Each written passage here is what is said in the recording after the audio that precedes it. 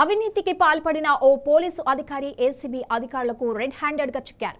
సికింద్రాబాద్లోని Gandhinagar police station కు చెందిన SI Narasimhulu ఓ case విషయంలో 1 లక్ష లంచం డిమాండ్ చేసి తొలి విడతగా 50,000 లంచం తీసుకుంటుండగా ఏసీబీ అధికారులు వలపన్ని పట్టుకున్నారు. అనంతరం గాంధీనగర్ పోలీస్ స్టేషన్ లో సోదాలు నిర్వహిస్తూ కేసుకు సంబంధించిన ఆధారాలను సేకరిస్తున్నారు.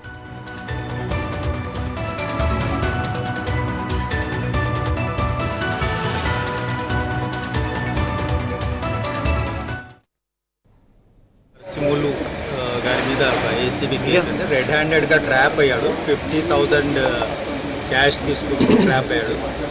యాక్చువల్లీ 1 lakh రూపీస్ డిమాండ్ చేశాడండి. Out of 1 lakh 50,000 part payment ఇస్తుండగా పట్టుకున్నాము. ఇందులో విషయం ఏంటంటే కంప్లైనెంట్ మీద 11/6/2026 నాడు ఇక్కడ కేసు రిజిస్టర్ అయ్యిందండి. ఈ కేసులో గాను ఆయనకు నోటీస్ ఇవ్వడానికి గాను ఫర్దర్ హరాస్మెంట్ చేయకుండా దాన్ని ఇచ్చేయడానికి గాను 1 lakh రూపీస్ డిమాండ్ చేశారు ఎస్ఐ నరసింహులు గారు. 11/6 నాడు కేసు అయింది.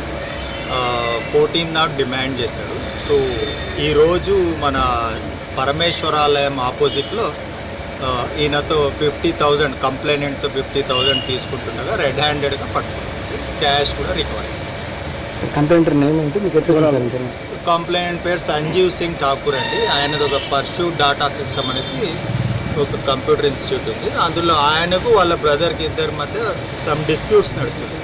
యాజ్ పార్ట్ ఆఫ్ దట్ ఈయన అక్కడ పోయి గొడవ చేశాడు కంప్లైంట్. దాని మీద ఈయన మీద కేసు రిజిస్టర్ అయింది.